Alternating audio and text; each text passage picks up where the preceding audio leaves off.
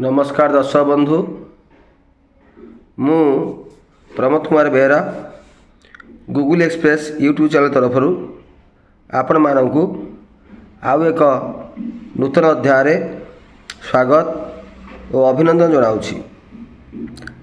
आज मु आपण मान पाखक आउ एक नूतन विषय नहीं आसी जार ना हेउची कुहुड़ी बा फग।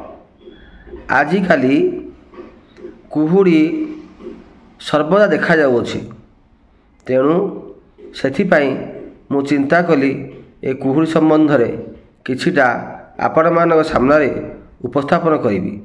तेबे आसंतु कुहुड़ी संबंध रे सम्यक आलोचना करिबा।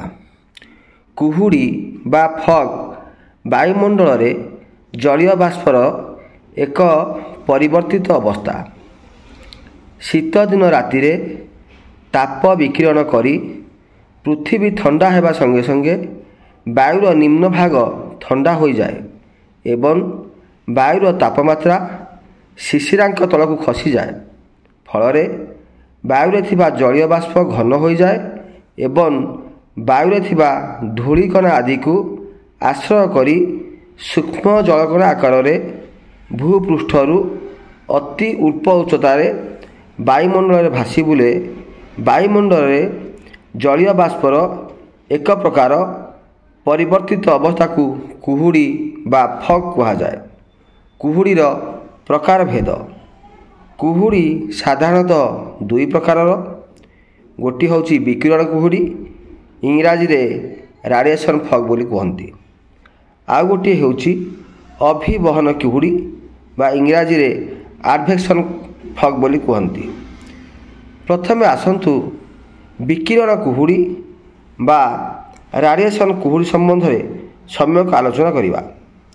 भूपृष्ठ रे ताप विकिरण फल जो कुहुड़ी बा फग सृष्टि हुए ताहाकु आमे विकिरण कुहुड़ी बा रेडिएशन फग बोली कहि थाउ। एही प्रकार कुहुड़ी पाई लंबा शीत राति, निर्मल आकाश और धीर पवनर आवश्यकता होता है।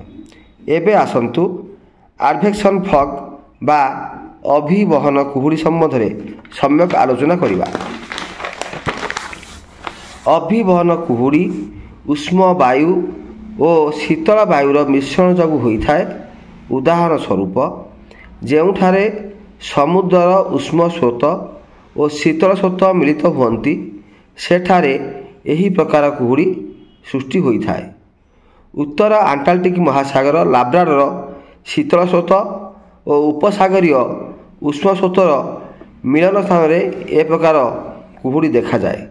एबे आसंतु मिस्ट संबंध में सम्यक आलोचना करिबा। कुहुड़ी बा फग अति पतला हेले ताहाकु मिस्ट बोली कहा जाई थाए। अधिक घनता जोगु कुहुड़ी साधारणतः 1 किलोमीटर बा तहिरु कम दूर रे थिबा वस्तु को देखिबारे बाधा जन्माई थाए। मात्र मिस्ट कुहुड़ी अपेक्षाकृत पतला होइथिबारु एथिरे 1 किलोमीटर रु किछि अधिक दूर रे थिबा वस्तु को देखिबार सुजोग मिली थाए। एबे आसंतु स्मग संबंध रे सम्यक आलोचना करिबा। स्मग कहिले बड़ बड़ शिल्पांचल मानकरे वायुरे थिबा विषाक्त रासायनिक अणुविशिष्ट धुआं बा स्मोक जलीय बाष्प को आकृष्ट करी एक प्रकार कुहुड़ी सृष्टि करथांती। एहाकू स्मग बोली कहा जाय थाए। मोर ही क्षुद्र भिडियोटी आपण मानकू किपरि लागिला मतामत देबाकू भूलिबेनी। रहिली, नमस्कार।